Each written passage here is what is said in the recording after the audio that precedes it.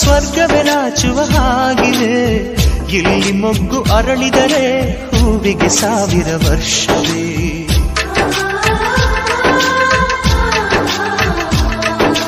ಕಣ್ಣೆರಡು ಇರಬಹುದು, ನೋಟಗಳೊಂದೇ ಅಲ್ಲವೇ?